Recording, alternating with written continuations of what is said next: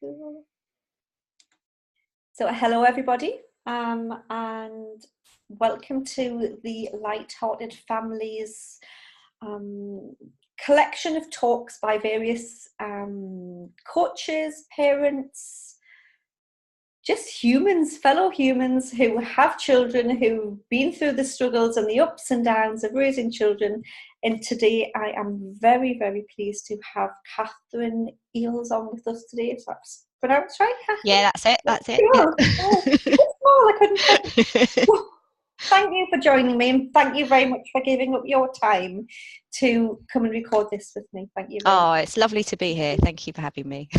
So can you tell me a little bit about yourself, Kathryn? What do you do? How do you work with mums and your family, etc.?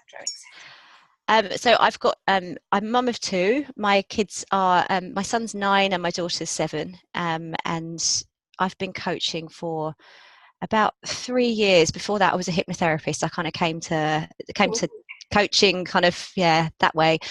And I sort of by accident started specialising in working with mums, because that tended to be most of the clients that I would see through hypnotherapy, and then sort of since then.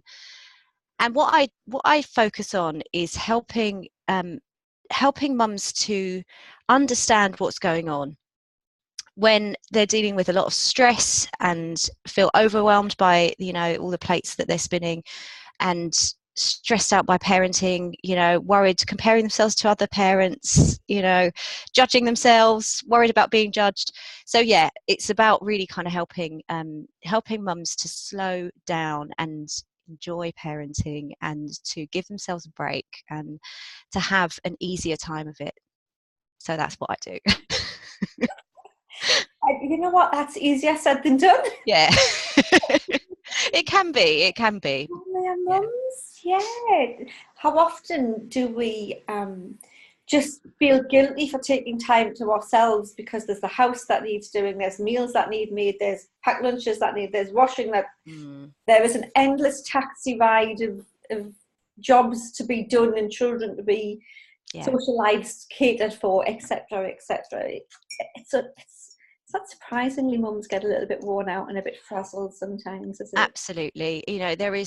There's a hell of a lot of pressure often that's felt by mums. I mean, we've got to kind of keep on top of so many different things, and we are the ones that that bear the kind of mental load of the household, and you've got your job and kids stuff, and it feels as though sometimes your attention is just everywhere, and you've got no time for yourself. That's a big one. It's like you're giving everything to everybody else, and then you've just you're running on empty, and the stress levels go up. So it can get as I've experienced myself, it can get really difficult. So I think just being able to untangle what's going on, to see through that fog of all of the things that we have to do all the time. And it's not about okay, I'm just going to kind of not do them, because they a lot of this stuff needs to get done anyway. But what I see more and more as I work with different clients is we can have a really different experience of it.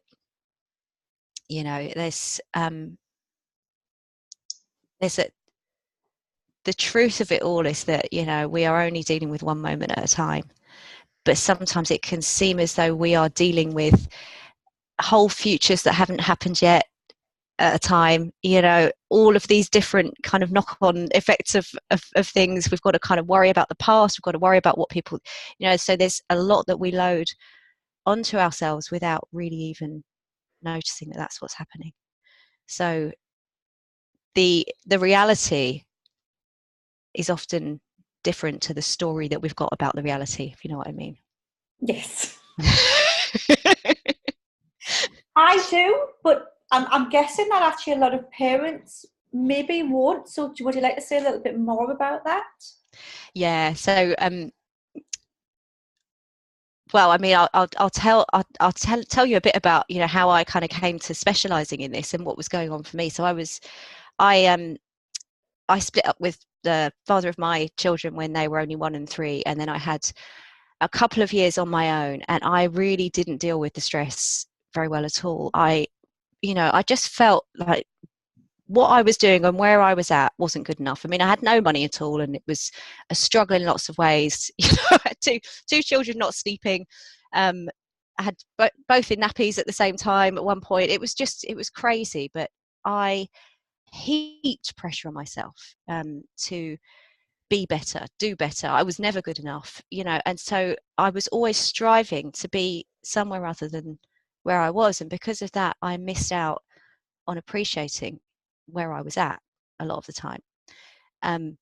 So the story that I had going on about reality was that it wasn't okay. Where right now, what I had wasn't good enough. So I had to pile the pressure on myself to be somewhere else, which looked better, where I was earning more money, where I was more successful. And this, you know, as I look back, it's kind of crazy that looked real to me, because I was massively sleep deprived. I had no time to myself. I mean, I don't know how I thought that I would suddenly magic this time up to create this business that was going to earn all this money, because that wasn't where I was at. But I still fell for it. I still fell for this because I was in that story that, you know, I've got to be somewhere else, that I was comparing where I was at to a made up idea of where I should be, and constantly living that I've got to be over there. So I wasn't present. And because of that, you know, it's a real shame, but I did miss out on appreciating what was. So yeah, that's a bit of an illustration of what I mean. It's we do spin these stories for ourselves that are made up, but we don't see that they're made up. You know, I couldn't see that that's what I was doing. We don't see that they're made up because we're too busy adding more onto the story. Yeah. We're too busy keeping it alive, Yeah. keeping it real, you know, embellishing it even further. Mm. All innocently, all with the best of intentions. Yeah. And then what we do is we then pick up another stick to beat ourselves up with. Yeah. Because then we feel guilty for not being where we should be or doing this. And we create ourselves a vicious cycle. Yeah. In all innocence, by wanting the best for our families, by trying our hardest and working as hard as we possibly can. Mm. And there's a little bit of a sin, isn't it? It's like more speed, less haste. Do you know what? I'm rubbish at these days. I shouldn't even start it. But it's about, you know, the more you try, the harder you do something, the less you actually get done. Yeah. Yeah. I use an analogy quite a lot with my clients, that the more we try and kind of you know, push at life and strive, it's a bit like being in a revolving door, you know, when you really kind of push at the door and then it'll stop. Whereas if you just let it move by itself at its own natural pace, it moves more smoothly, and you get, you know, you get to where you want to be. But how often is that true for us in life, that, you know, when we're battling and fighting and, you know, and trying to get to this imaginary place that we think equals happiness, we are, you know, a lot of the time we're just having a fight with ourselves, because happiness is never out there in a made up future. You can only have it here. Yeah. But it always looks like the new job will make us happy. The children sleeping through now that looks really cool, but that really looks a real one. I absolutely thought that's it. Suddenly it's going to be, everything's going to be perfect once they were both sleeping through. When the children sleep, then I'll be happy. Yeah, and it was nice, don't get me wrong, but yeah, I haven't been in a permanent state of happy since then.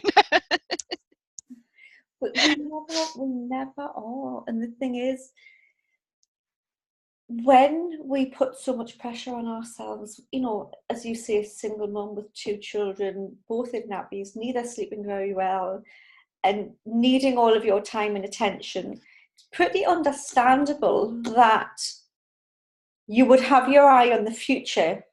Yeah. Because the present maybe was a bit overwhelming at the time. It really was. Absolutely. And, you know, this isn't to take away from that at all, because, you know, it was hard. Every single day was like running a marathon. I mean, you know, physically it was exhausting. The house was always a tip. I didn't have any sleep. I was just, yeah, there was a hell of a lot to manage. But what I see when I look back is that my experience of it could have been different to how it was, because it was almost like there was this sort of whirlwind in my head. It was constant, you're not good enough, this isn't okay, this isn't good enough, you know, this is going to happen, that's never going to happen. It was noisy. Mm-hmm. And that was the part that would have made such a difference, because that was all made up, that was all self-generated and overwhelming. It looked really true, but it was, it was, you know, it wasn't. So let's just say that we've got a young mum or a single parent, or any mum really, but anyone that's feeling a little bit frazzled, shall we say, and they're listening to this recording now, and you know, it's quite possible that they're thinking to themselves, it's okay for you to say you haven't got but I've got. Now, one thing from my experience, professionally and personally, is the harder something looks, the harder I try and grip onto the steering wheel of life to control it. Yeah. And when I'm trying to grip onto this steering wheel of life on what really isn't a straight road, it's more like a dodging park. Yeah. Having a tight grip doesn't work, yet I'll still grip tighter. Yeah. So what would you say? How can you speak to that for people who are gripping with dear life at the moment? Well, I think that tends to be how we react to anything that feels difficult, doesn't it? We try to control it. You know, it's in the same way that when we get angry with our kids, it looks like we've got to make them behave so that we can be okay, and we're trying to get ourselves back to a feeling of being okay. That's where that urge to control comes from. Now, what I would say is that looks like it works.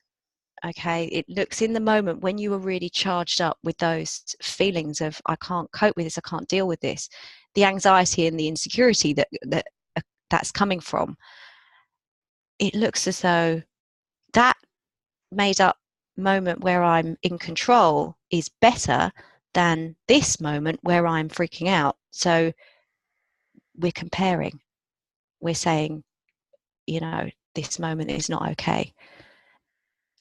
Now, when you kind of look at, you know, all of the different self-help suggestions about, you know, how to analyze your thinking, you know, what you could do, all of these things that you could do to try and be in control, it's adding more into that kind of storm.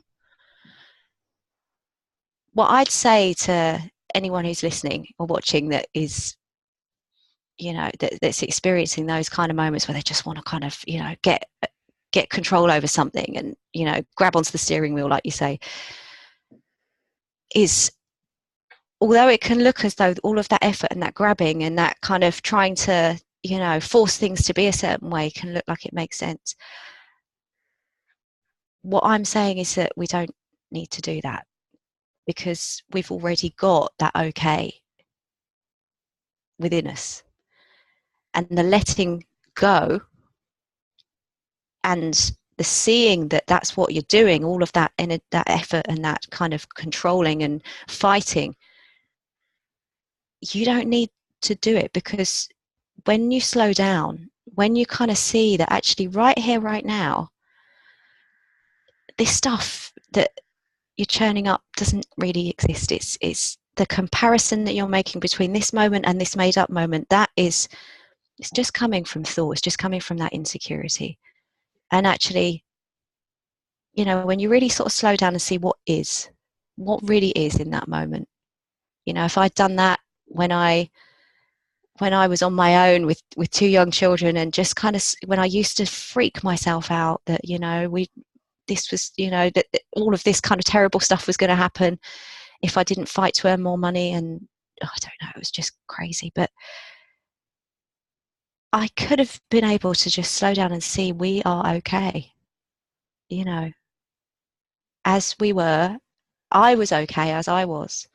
You know, all of this beating myself up for not being enough in so many different ways was just not true, and I was, underneath all that, I was fine. So I'd say, yeah, you know, it's totally understandable that we do that, because that looks like it makes sense when we are feeling insecure. But actually, it's just seeing that that's what we're doing, and noticing actually this is made up. And if I let myself off the hook here and give myself a break and don't take it seriously, what my head is telling me, all this churning up that's going on, I get to come back to being okay. And we do that naturally. We don't have to fight or force or, use techniques or tools to get ourselves back to being okay. We're going to come back to that state of being at peace again. That's just the way that our heads work. We don't stay in that insecure state of mind. No matter how hard we try, we separate. Yeah. And I think one thing that's also important to add is that children are okay as well. Oh, yeah. Yeah, absolutely. Yeah. How often, if we, okay, so we're making it up about us, but we're not making it up about our children. Well, that's the thing. If it's true for us, it's true for them, it's true for everybody. So, there aren't any exceptions. We're all dealing with the same stuff. We all get caught up in the same way. And I think this was kind of why I came to work with mums primarily, because I just saw more and more that, if we're trying to fix our children from a state of misunderstanding, it's going to be really difficult. Actually, if we see that we're okay, we naturally help them to see it for themselves. So that's it. I mean, I since I got a glimpse of this, I parent in quite a different way. The more that I learn about what's going on for myself, the more I get to see that they are fine, even when they really don't they don't feel it or they don't seem it. They're just getting caught up. So knowing that you're okay, seeing that they're okay, and them seeing that no matter what state you might be in, that's temporary, you're still okay. Sort of like gives them permission. Yeah. To be whenever state they're in. That's it. It's normal to have the whole range of feelings. It's a gift. We get to have all of them. And the problem is that we kind of, put this invisible dividing line down the middle and say, I'm all right with those, but I'm not all right with those. I only want this half and I don't want any of that half. And so when we start to feel what we call negative feelings, we resist and we fight against them, and that and we make stories out of them because we want to make them go away. And I think, what I've seen and what hopefully helping my kids to see is that all of them are normal and they can't hurt us. And they make certain things look true in the moment. I was sort of saying to my 9-year-old, I said, well, sometimes when you're angry, you think that you really don't like your sister. You wish that you didn't have one. And you say and think things that in that moment feel true, but they're not. Because later on, and you look back, that it wasn't true. So it was just like this sort of mist descended. But it looks, when you're in it, that it is telling you the truth, because you've got all of the feelings that go along with it, and it seems real, but it never was, because once it's gone, it's like, that's it, it's moved on, and then you get to see clearly again. So I think that's something that I've noticed, which has been great. It's just, I don't take my kind of little storms so seriously. They don't take theirs so seriously, and we're much easier on ourselves. I think I'm certainly much easier on myself. And I don't get into that kind of story about, he's trying to do this and she's trying. It's just, they're having a moment and it'll settle down. And there's times when it's right to respect the experience that they're going through. Yeah. And there are times when we can just laugh at it. Yeah. And there are times when they can laugh at it, and there are, it's about being a more light-hearted family, being a more light-hearted parent just means that you don't have to take everything so seriously. No. And how much, even just saying those words, we don't have to take everything as seriously, actually felt like a weight being lifted. Yeah, absolutely. Absolutely. Because, when we see that it's thought that we're experiencing, and that is, it seems like such a simple thing that, when I share this with parents for the first time, it's kind of like, well, that's obvious, but it's so obvious that we miss it, which is a weird way of describing it, but we don't notice that we're experiencing ourselves all the time. We think it's coming at us from outside. So we think when we're having an anxious thought that that's really telling us about the future, or when we're in, when we're angry with someone, they really are all of these things that we've decided that they are. And suddenly we can read their mind and we know what their intention is in the way that they've behaved. So seeing that it's thought and not out there that is beaming all of that stuff into us means that we don't take it seriously, because we realize that actually, even though we think that we know what someone else is thinking, we don't. Even when it's our children, and they seem to be really winding us up for the day. That's it. They've just woken up in the morning and that's been their intention the whole day. It's like, that's what I want to do. But we get caught out by that all the time because it feels real. But yeah, I think that's one of the biggest things that has made such a difference for me, is that I don't take my feelings so seriously anymore, and I just hold them a bit more lightly. It's doesn't feel so heavy, and I see when I've got, when I'm getting a bit lost, which happens a lot, and then I'll get a moment where I just think, actually, okay, this is me. Yeah. We all do human very well, don't we? Yeah, I'm not trying to say that I am immune to getting caught up. I get caught up all the time, but the cool thing is that the more that I explore this, the more I get to see through it. The more I understand that actually, there's another great metaphor, which is kind of when you're feeling like you're drowning, and then trying to reach out and grab hold of something, and then this understanding is almost like, it's like you can just put your feet down and realize actually you can stand up and you're okay. That's kind of a really good way of describing what it's like. When I realize what's going on, I realize I'm okay, and I don't have to look for fixes. Don't need them. So if we've got some parents listening to this right now, what would be the first step that you would suggest to them to be able to lighten the load?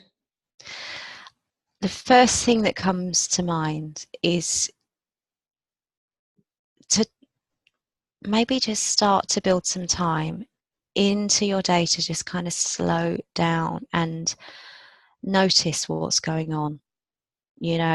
I think we can be so caught up in trying to get so much done, and we're not present. And this is not about trying to find time to meditate or do mindfulness. It's just a moment of just whether it's, I don't know, just like a pause moment in your day, just having a bit of time to just notice what's real, what's true, okay? Which is, it's about noticing the difference between the way it seems and the way it is. That, for me, is a really easy and really powerful first step, because when we just slow down, even just notice how your breathing feels, and we just slow right down to kind of, okay, right here, right now, just kind of bringing your attention to what you actually have, what what's around you in that moment. You just get to see it all differently. You're not up in it, you're noticing it. And then notice that you aren't it. It's, you're not all of that story. you're not all of those kind of future moments. You're creating them all. And they might look real to you, but it's just coming back to what's really true right now, and seeing that you're okay, even if it's just for a split second, just seeing that it maybe isn't true what your head's telling you. It maybe isn't the only way of seeing it. Things that might be worrying you about the future, about your kids, about other people.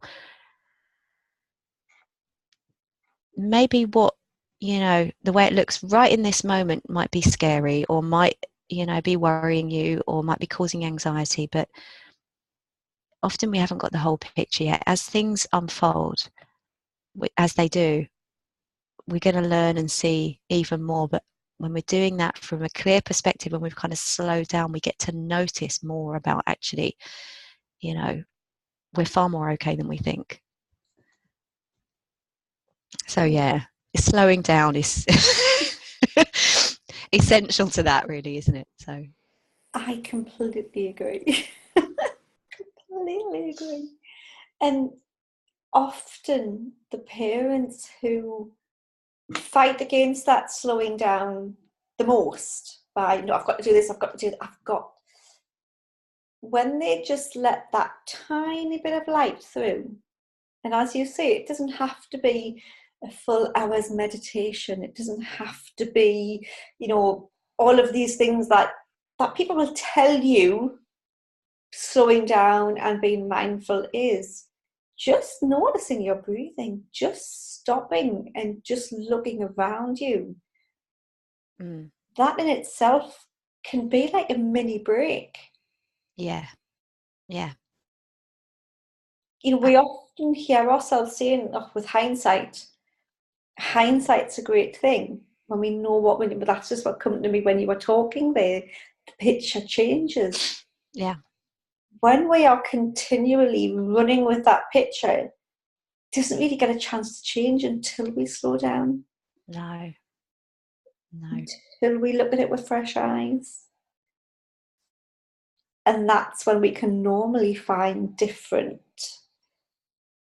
perspectives, different solutions, different ways around something. Or even just a different appreciation of it, even if the circumstances are the same. Absolutely.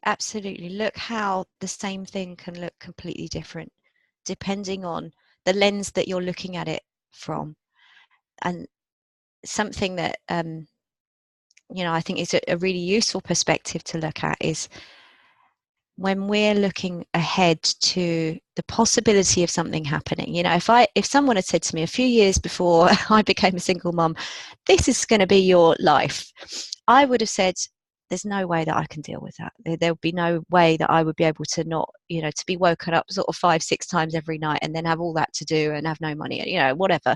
I wouldn't have thought at all that I would be able to deal with that, because I wouldn't have had all of those realizations and insights and understandings and learnings available to me in that previous moment. But the thing is the same, but I'm looking back at it now, and I always had everything that I needed to cope with that.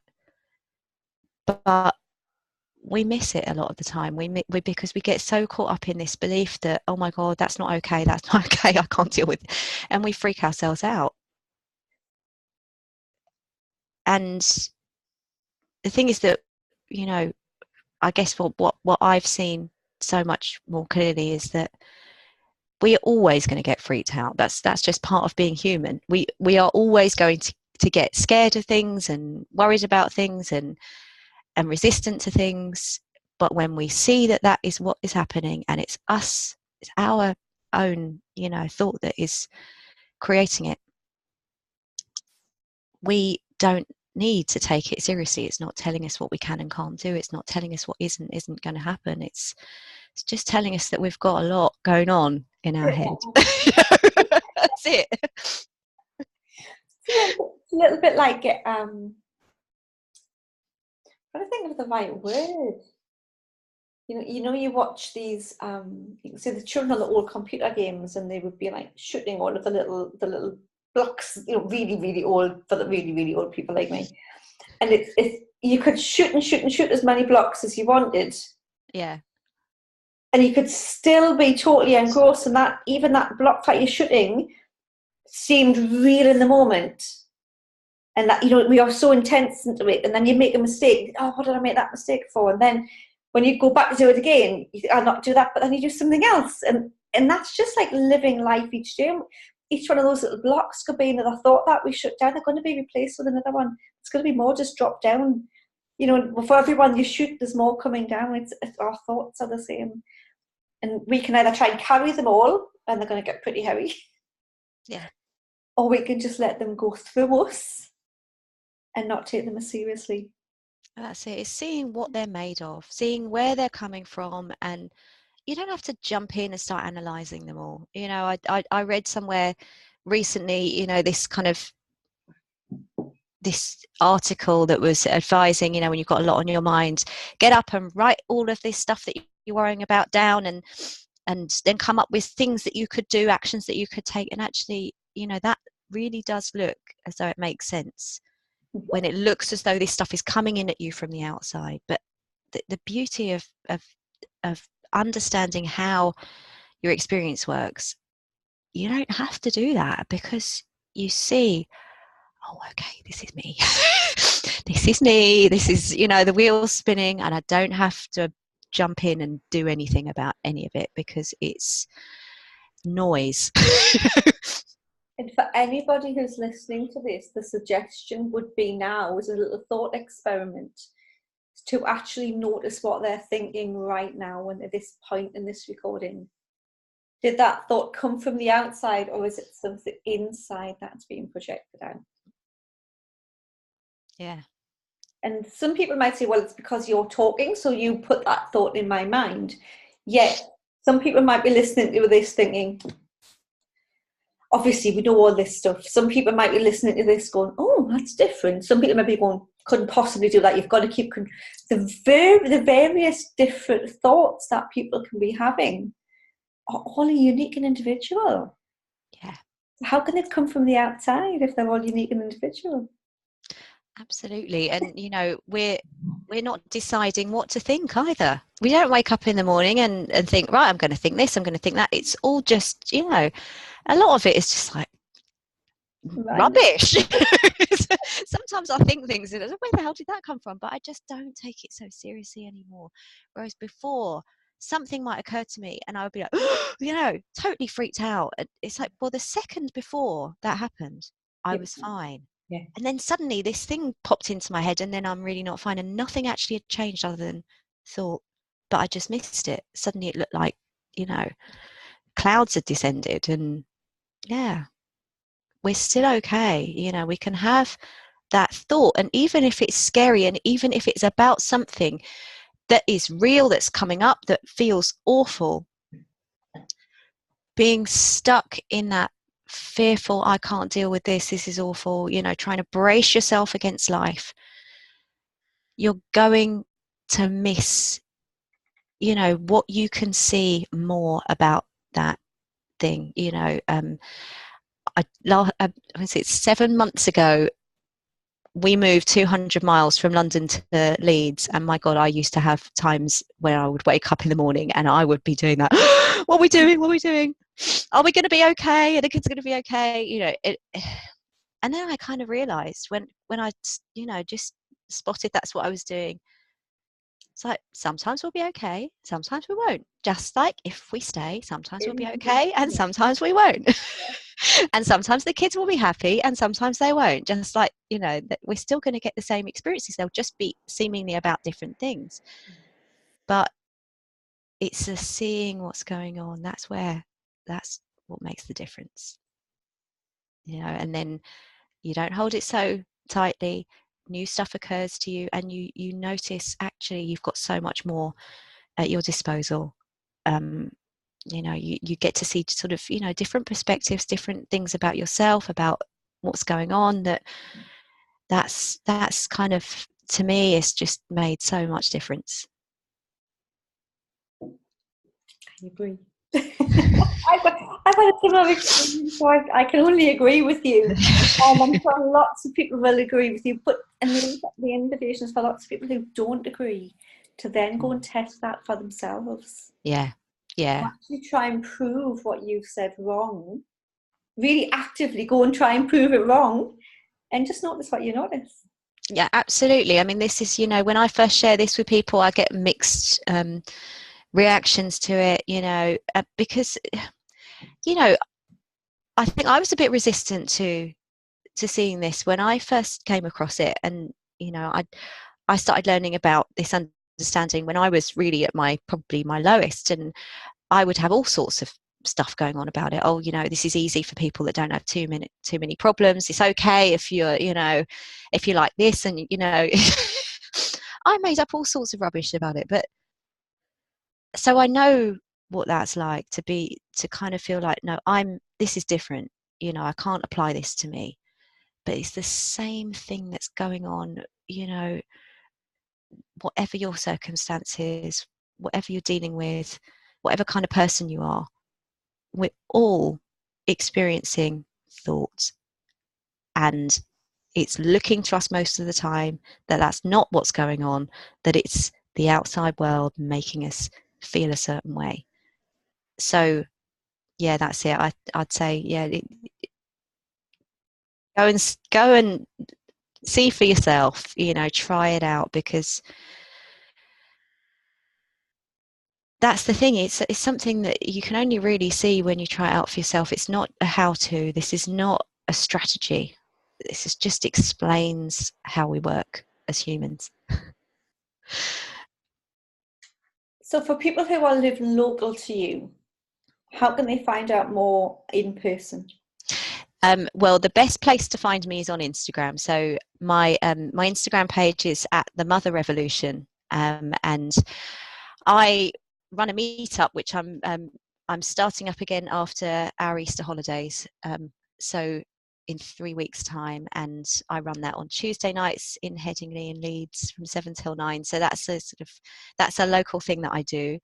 I'm also helping out, running a retreat with another parent coach called Sam Munslow, who's absolutely amazing. I'm really looking forward to that. That's at a spa it's at Champney Spa, Henlow Grange. So I think that's near Milton Keynes, and that's 10th to the 12th of May.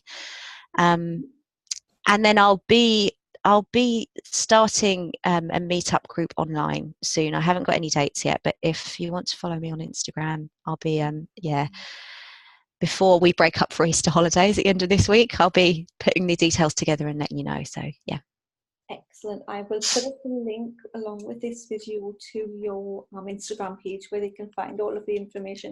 Are there still places on the retreat available? Or? I think so. I think we've got a couple. So yeah, it's a residential retreat. So you've got, full use of the spa and all the, wonderful food and everything, but we're doing a lot of group coaching and one-to-ones, and there'll be a follow-up coaching session with one of us afterwards. So it's really an opportunity to get away from all of the usual pressures, to come to a different environment, something, to do, just spend some time on you instead of giving all your energy to everyone else. And it was really kind of, the idea for it came from, just, we always think that self-care is about just going to the spa, but if you're bringing that noise with you in your head, then the benefits are just going to be, well, I've had my nails done and I've had a massage, but I still feel stressed. So, we're going to be helping you to put all of that stuff down. So it's not only a body spa, but it's a mind and body spa. Yes, a mind detox. Yes. With lovely food and massages and all the rest of it as well. Sounds lovely. Lovely. Thank you very much for your time today. Oh, you're welcome. It's been lovely. Absolutely lovely talking to you. And as I say, I will put your details up. So thank you once again. Thank you. Take care. Bye. I'm recording now.